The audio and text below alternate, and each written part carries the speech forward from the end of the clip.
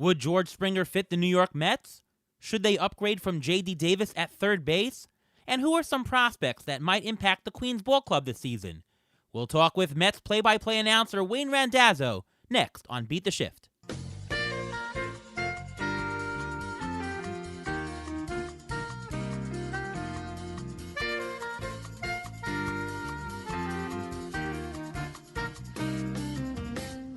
Welcome to another episode of the Beat the Shift podcast, presented by Fangraphs. I am your host, Ariel Cohen, and with me as always, Ruvain Guy. How are you, Ruvain?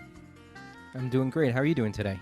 I'm doing great, and we have a special guest on the line tonight. He is the voice of the New York Mets, the New York Mets play-by-play announcer, Wayne Randazzo. Welcome to the show, Wayne. Hi, guys. How are you? Doing great. What's going on?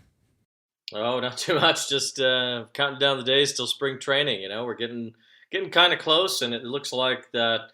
Everybody's going to start on time. At least that's what the latest reports are. We haven't heard anything official yet, but hopefully we'll be down there in 4 or 5 weeks and get ready to get started on a full season. It's amazing that it's that close. I mean, pitchers and catchers are literally just around the corner. You know, I just watching before the Islanders' first game of the season, they started late. You know what I noticed? The announcers were broadcasting remotely, and I just thought of you there. Last year must have been really different. I mean, the home games, there was no fans for you. Away games, you weren't even in the ballpark. How did that work, that experience? Well, I don't know if it did, but we got through it. It was not ideal by any stretch of the imagination. I mean, for home games, we were there at least, so that then you with the headset on and you're in the booth and talking to Howie and all that, you can kind of forget about it for the most part, that the ballpark is empty. It was just kind of like one of those nights where it's like 2 a.m. after like 3 rain delays, and it's the 12th inning and you're just kind of there and there's nobody else really there. That's kind of how the whole season felt. For the home games. And then for the road games, I'm off the TV monitors, especially for radio. I filled in for Gary on TV for one game when it was an away game, and that wasn't so bad really. But for radio, having to paint the picture and describe everything and being on top of everything that happens, it was tough. And it was actually tougher during day games on the road because we get glares off of the screens and all that. So it definitely had its challenges. We don't really know if we're going to be able to travel this year or not, at least at the beginning. I think for spring training, we will be down in Florida, which is good. But beyond that, opening days on the road, and I hope we're there, but we don't really know yet. Well, you made it sound seamless last year, and thank you so much for me and many other Mets fans who you gave us a much brighter day during the height of the pandemic last year. Yeah, and I think that's why it was important for baseball to play and for sports to come back. I know that the ratings aren't quite the same, and people have kind of gotten away from sports because there's so much more going on politically and in news and, of course, with the virus. So there's a lot of attention being taken away from the sports world. But I do think that for a large swath of people that were tuned in and that were watching the games, that there was at least some sense of something to do that took your mind off of everything that had been going on. So, I think that's why it was important for sports to come back, and I'm glad that the sports world has not been really affected as far as any tragedies or any sort of really the virus running away. I mean, we know some teams, the Marlins and the Cardinals, and some teams throughout the other sports have had issues with having COVID, but nobody's really had a big problem with it, and I think that's certainly a blessing. Yeah, and we saw the NFL. They went pretty good so far. I mean, the NFL is once a week, so if you have to move a game to a Monday or Tuesday, or once they did it to Wednesday this year, you can. A little bit different with baseball. We saw last year the Cardinals and the Marlins have issues. So have to throw this out to you because it's obviously the biggest Mets news. But what are your quick thoughts on the Francisco Lindor trade? And I'll say Lindor / Carlos Carrasco. Most people are just saying Lindor, but Carlos Carrasco is a near ace pitcher on a very team-friendly contract. So that's a really big part of the package. What are your thoughts? It's a huge part of it. And, as far as the Mets go, we look back at 2020 and boy, they had a pitching problem, which is unusual in Mets history, and unusual when you have one of the best, if not the best pitcher in baseball on your team. So they needed to bulk up in that starting rotation. I think Carlos Carrasco is just a terrific choice. He's been a largely durable pitcher. I mean, even in a year where he had been battling leukemia, he still was able to pitch for the first couple months of the year and came out of the bullpen in September. So, he's a guy who wants the ball every fifth day, and the Mets need that as well as someone with the talent and the background of Carrasco, of what he's done in his big league career. And you could argue that 2020 was maybe his best season in his career. Of course, Lindor is a superstar, and he's a guy that's going to hopefully be a Met for the next 10 years and be a face of the franchise. There's no guarantee of that yet. So I think this deal does come with some risk that, 1 year of Lindor, unless maybe you win the World Series, it doesn't look like a great trade if Lindor walks. But if he doesn't, if he's a Met for life at this point in his career, you figure any long-term deal would take him to the end of his career. If that's the case with Francisco Lindor, then I think the Mets did exactly what they needed to do and were able to bulk up. Not necessarily at a position of need because they had two shortstops, but you get one of the brightest superstars in the game at a position that is tough to fill, and I think the Mets couldn't be more thrilled with getting Lindor and Carrasco in a package. And Lindor helps the Mets lineup immensely. So would the designated hitter. Right now, we don't know what's going on with the designated hitter. Some baseball insiders have mentioned that there will be one. Some say they won't. The Mets are one of the main teams in the National League that benefit from the DH because they have both Dom Smith and Pete Alonso. How would playing time shake out if there is no DH in the National League this coming year? Yeah, the funny thing about last year, we were not sure if they would do the DH or not, and they kind of put it together, including the expanded playoffs, at the last minute. I think they even expanded the playoffs, if I'm not mistaken, 2 or 3 days into the season last year. Now, those were different circumstances than I think what we have this year. I do think they'll have to put a negotiation together. But if spring training starts without a resolution of the DH, I would not be surprised. I think they can really take that all the way up to opening day. As far as how that benefits the Mets, well, hugely if they have the DH. I mean, you're gonna be able to put Dominic Smith at first base most days. He's a very skilled defensive first baseman. You don't really see that, I don't think, in terms of any sort of numbers to back it up just yet, because he hasn't had the reps there at first base on a regular basis to do that. But I think over the course of a full season, if Dom is going to play first base 130 times, I think you would see that show up. And then Pete could DH most of the time. They just signed Jose Martinez today, who could probably DH some. J.D. Davis profiles as a DH. Outside of that, if there's no DH, well, then you're really going to have to divvy this up between Pete and Dom at first. I think at that point, then Pete, as long as he's hitting, is the first baseman most days, and Dom would have to play left field a lot. Although, Sandy said recently he doesn't really want Dom Smith in left field, and rightfully so, because, he's a guy who's really a great first baseman and a below-average left fielder. So I think that the Mets really would love to see the DH. They're much more equipped for it than most National League teams, and we'll just see if it shakes out. If not, they're going to have to be creative about how they play those two guys. And what a great problem to have. Last year, Dom Smith, 10 homers, .316 batting average, 42 RBIs in the short season of 60 games. Pete Alonso, 16 homers, .231 average, 35 RBIs. It's a good problem to have. And Sandy Alderson did comment this week that said Dom Smith is not going anywhere. So, the Mets are one of the teams that really benefit by having that designated hitter. According to Fangraphs roster resource, J.D. Davis is currently listed as the Mets' starting third baseman. Brandon Nimmo, the starting center fielder. Alderson expressed that he's not exactly comfortable with Davis's defense at third base, and Nimmo is not really exactly like Willie Mays out there. Do you think the Mets can live with these players' defensive shortcomings as the everyday starter for 2021? I think that the Mets need to get better defensively.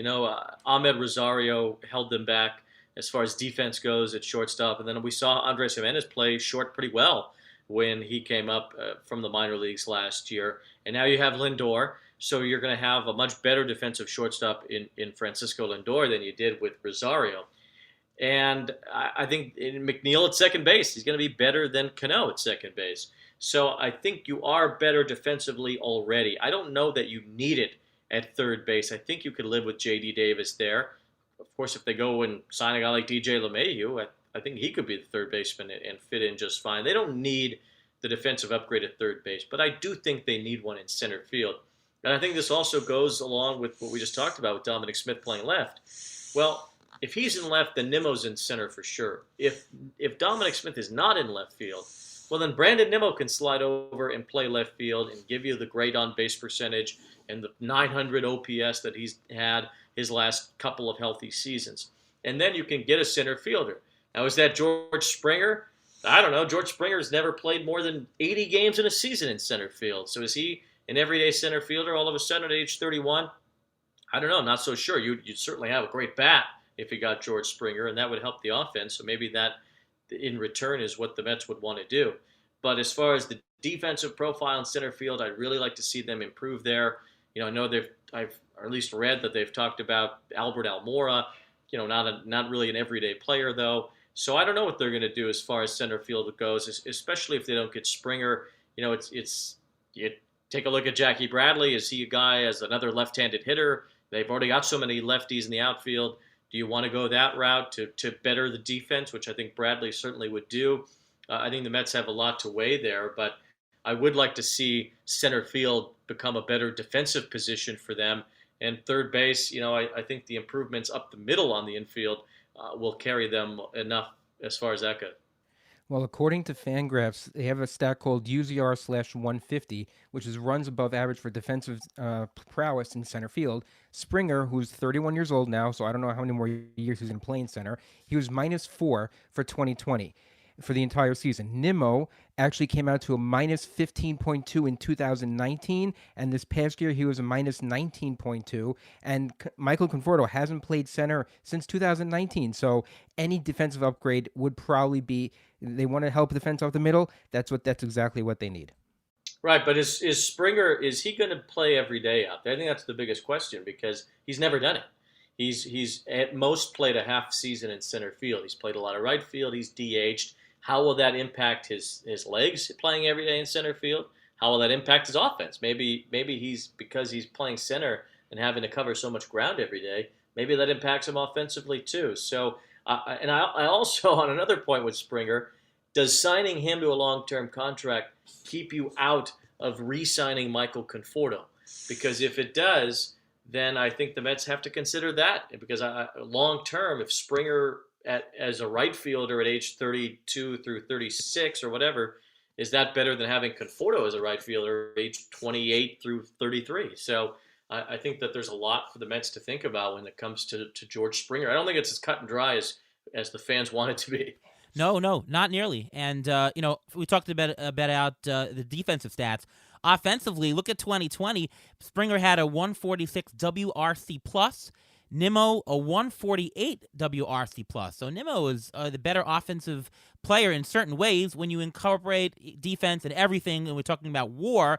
Springer had a 1.9 to Nimmo's 1.5. So to pay all that money for a marginal increase going from Nimmo to Springer, I don't really see it. I'd much rather upgrade J.D. Davis, if you can, possibly to, you mentioned DJ LeMahieu before. I mean, LeMahieu had a 177 WRC plus to Davis's 117.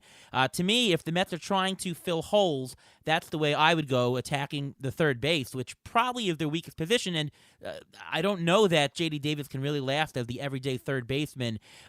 2 years ago, he had that great righty-lefty split where he would mash lefties. Not so much this year, so we'll have to wait and see. But other than what we talked about, do you think there are any other holes in the Mets that they need to plug in and fill in, and will they before the season starts? I would still like to see them sign another starting pitcher, even though I think they might be okay now. You got Jake, you've got Stroman, you've got Carrasco. David Peterson was good, I think, in his rookie year, and I think that he's a guy that you can at least add to the mix. We don't really know what the plan is for Seth Lugo, although it sounded like Sandy would like him in the bullpen. If that's the case, that's a spot that could be open in the rotation. Steven Matz, that's hardly an arm you can rely on, although, again, a guy who should certainly be in the mix.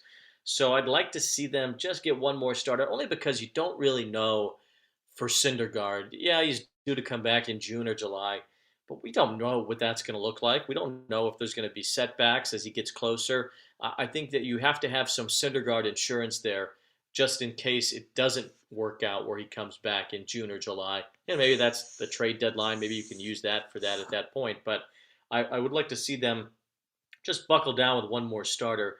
And they need a left-handed reliever. They don't really have any. Jerry Blevins was brought back on a minor league deal, and as a guy who certainly had success in the past, but really has profiled as a lefty-lefty guy, especially now at this point in his career. Justin Wilson, I think, did a really good job for them the last couple of seasons, and I wouldn't mind seeing him come back. But if you can take a shot at Brad Hand, spend a little extra money on getting a guy like that to be your left-handed reliever, I think that could work too. So they definitely need that. I would say the left-handed reliever is maybe the number one item that the Mets might need right now. I find it funny that everybody in the league passed on Brad Hand. He cleared waivers, and nobody picked him up. Really weird. And you see Blake Trinan getting such a big deal. A couple of relievers just went off the board. Are you surprised that the Mets didn't sign Hand, or was it just that it was the old regime and it's just a new regime that going forward now? Yeah, Sandy addressed that in the introductory press conference when Steve Cohen was announced as the new owner. That it was something that had Steve Cohen gotten all the T's crossed and the I's dotted a few days earlier, they probably would have picked up Brad Hand when he was available through waivers there. So I think that they certainly have interest and would have had interest then. And it was just kind of that strange transition period that precluded the Mets at that time from signing him. And then another big question is Edwin Diaz. What kind of Edwin Diaz are we going to get? In 2019, his ERA was 5.5 with a WHIP of 1.38. And last year, his ERA and WHIP was great, and he struck out almost half the guys he saw. The question is going to be, how long of a leash is Luis Rojas going to give Diaz because of the fact that they're expected to do well, and if Edwin Diaz doesn't do well in the beginning, they do have a possible closer in Seth Lugo who could fill in, or if they sign Brad Hand or someone like that, someone can fill in for him. Yeah, they certainly have options, I would think, in their bullpen. Maybe even Trevor May profiles as an option. They still have Familia. They still have Betances. So they'll have options. But I think that Edwin Diaz, his stuff is so much better than everybody else's. I mean, in baseball even, you would say that his stuff from the right side is as good as anyone's in the game as a reliever. We saw the strikeouts in 2019 as well. He still had 100 strikeouts that year too. It wasn't exactly what he did in 2020. His strikeout numbers were even ridiculous for him last year. But we saw the high strikeout number. We just saw all the home runs allowed, and that's really what killed him. And it's so strange with Diaz because even though in 2020 he only gave up, I think, 3 home runs, but they were all just backbreakers for the Mets. Every single one came in a spot where a home run would have just buried them. And I heard you call them. Yeah, it's kind of what we saw in 2019 too, where every single home run was in the 9th inning in a big moment. There were no garbage home runs that he gave up, and I think that's going to still kind of be a black cloud over him as the season gets going, and the Mets will have to watch for that. I do think it helped him to not have any fans in attendance because I think that the pressure did get to him at times in 2019. So I think he was able to lock in a little bit more in 2020 and get a lot of that junk out of his head to make him have the good year that he did. Yeah, interesting with the fans. Of course, the Miami Marlins really was the same thing both ways. They hardly have any fans. Anyways, anyways, on to minor leagues. Maybe you can talk a little bit about maybe a minor leaguer or two that might come up and have an impact on this 2021 Mets ball club. Yeah, the really good, I think, Mets prospects right now are the guys who are still a little bit further away. I mean, Mauricio is a guy that everybody points to as being the top prospect, and Francisco Alvarez is a catcher, and I think Brody Van Wagenen's crew did a really good job of drafting. Look at Brett Beatty and Matthew Allen and PCA. Everybody likes Pete Crow-Armstrong. So there's all these guys that are near the top of the Mets prospect chain, but they're all kind of a couple of years away. So, as far as anybody who's going to make an impact on 2021, I don't know, Thomas Szapucki might be a guy, a lefty that stands out. We talked about the need for left-handers in the organization. He's a guy that could be someone to think about. They gave a pretty good chunk of change to Sam McWilliams coming from the Rays system, and he's not someone that you think of even as a prospect off the top of your head, but an older guy, but someone who certainly has some skill, and I think could make some noise out of the bullpen in 2021. Franklin Colome, we saw him a couple of times in 2020. Maybe he's someone they can rely on a little bit more. But as far as anyone who could potentially make a serious impact at the major league level, well, I think all those guys are still, minimum a year or two away. Yeah, Zappucki is interesting. Do you see him as being a spot starter for the Mets somewhere in the middle of the season if there's injuries, or do you see him as shoring up the bullpen if we don't like the mix? Yeah, I would think for Zappucki, it'd probably be more of a spot starter and getting those opportunities. But you'd never really know how it's going to shake out. Maybe they do throw him into the pen and it does work out. But I would think that the way things have profiled for Zappucki to this point, he's got some good stuff, and he's a guy that I think can get hitters out. But I don't know that he has the secondary stuff necessarily to be some kind of lockdown reliever. Well, the question I think really comes to play is where's Steven Matz in all this? Is he going to be a starter? He didn't look that good out of the bullpen, and is he going to be able to figure it out this year?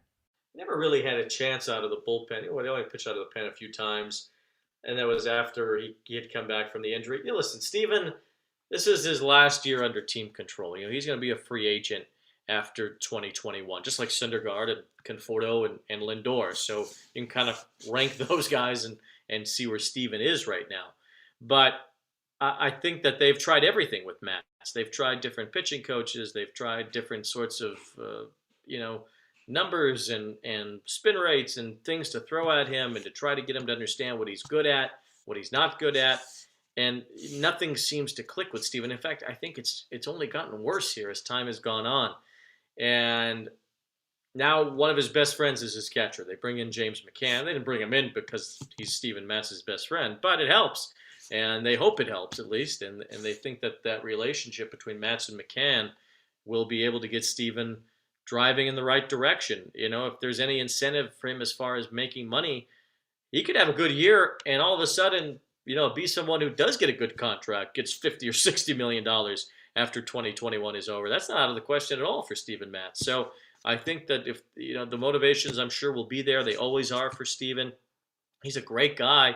He's just, I think, tough on himself, and he really beats himself up in a way that I think holds him back ultimately because he gets too deep into his own head. Yeah, funny how things go. I mean, look at Liam Hendricks. He was DFA'd 2 years ago, and now he ends up with a $54 million contract just signed with the White Sox. So let's go around the room for this one. Who do you think is the most underrated player on the ball club this year? Let's start with you, Wayne. That's a good question. There's a lot of changes. It very well could be Carlos Carrasco because as we talked about at the beginning, he's viewed as just this throw-in starting pitching depth option for them, and quite frankly, he's probably their number 2 starter.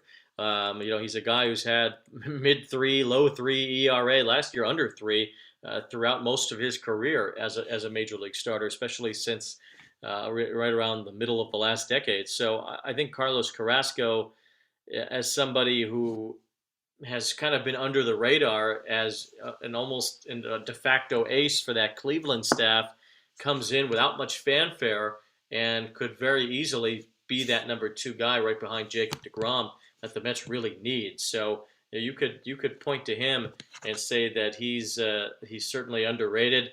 I always think Michael Conforto is underrated. I think people don't really understand how good of a player Michael is. This is a free agent year coming up for him, and he did have a terrific 2 months in 2020.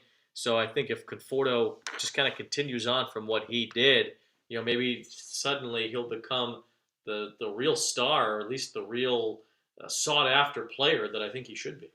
Yeah, those were two of my answers as well. Carrasco, he had that bout with leukemia, but he came back blazing with the same high 20 strikeout rate, 10K per 9 strikeouts low walk rate, walks about 2 batters per game. So yeah, I agree with that. And Conforto, he's a guy who has legitimate 40 home run upside.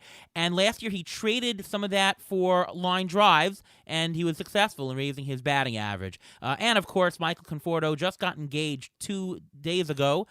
So congrats and mazel tov to you, Michael. Ruvain, what's your selection for most underrated player on the Mets this year?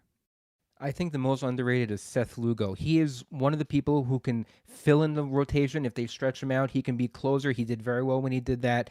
And it really depends on where the Mets go the rest of this offseason. If they get another reliever and they can't afford another starting pitcher, he'll go start. If they get another starter, they don't go reliever, then he can go into the bullpen. So he's a real wild card, and he's usually in the game pitching against the other team's best hitters. Yes, Diaz pitches usually the ninth inning, but they usually try to get Lugo against the best hitters, and I think that's why he's very underrated and why he's so important to the team.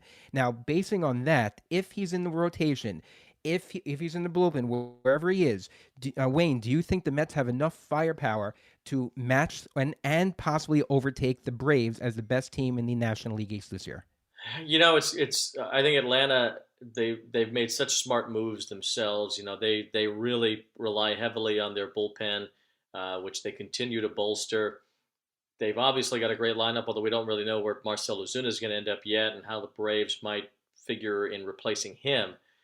But I do think the Mets have done a lot here to put themselves back into that conversation, and I think that it's there for them. I don't think the Mets are far behind at all. If they are, it's probably very slight right now, and the Mets aren't done. We know that their off season is going to continue here.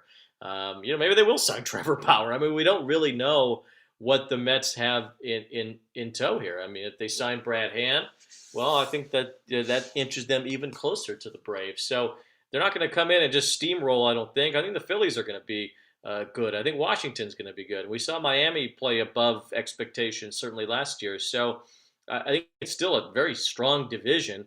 But I think the Mets are doing as much as they can to immediately thrust themselves into the playoff conversation for next year or for this year. Yeah, one of the toughest divisions in all of baseball. Let's end with a personal question, Wayne. Maybe what's your favorite or maybe most exciting professional broadcasting moment of your career thus far? That's a good question. I've had a couple of good ones as far as being with the Mets. My first year was 2015, and at that time, I was doing pregame and postgame, but I also was filling in on play-by-play whenever Howie or Josh Lewin were off. And one time Josh was doing a Charger game during the National League Division Series. So, the Mets Dodgers tied at 1. It was the first game at Citi Field, first playoff game ever at Citi Field. The Ruben Tejada thing had just happened. Chase Utley was booed out of the borough, and it was just a wild night. And one of the innings that I got to call was when Yoenis Cespedes just bombed a 3-run homer to kind of put the game, even though it was early, kind of put the game out of reach at that point. The place just went ballistic. So that's one. And 1A is probably Pete Alonso's 53rd homer in 2019. And what a special moment to call in his rookie year. It was my first year, too, as the full-time partner of Howie's. And to have that call that night, when everybody was ready to see Pete break this record and get over top of Aaron Judge. I'll never forget really either of those nights at Citi Field. They were both pretty special. Thank you so much, Wayne, for being on the show. You can follow Wayne on Twitter at Wayne Randazzo. Make it simple like that. And, of course, you can hear him broadcast on the radio on the Mets Network when games are and hopefully they will get started on time. So we're rooting for that, Wayne. Yeah, me too. Hope so. I appreciate you guys having me on tonight, and I look forward to talking to you guys again. Our pleasure. Thanks a lot. Once again, I'm Ariel Cohen. You can follow me on Twitter at ATCNY, and you can follow Ruvain at MLB Injury Guru. And, of course, you can follow our podcast here at beat_shift_pod. From all of us here at the Fangraphs Beat the Shift podcast, see you next time.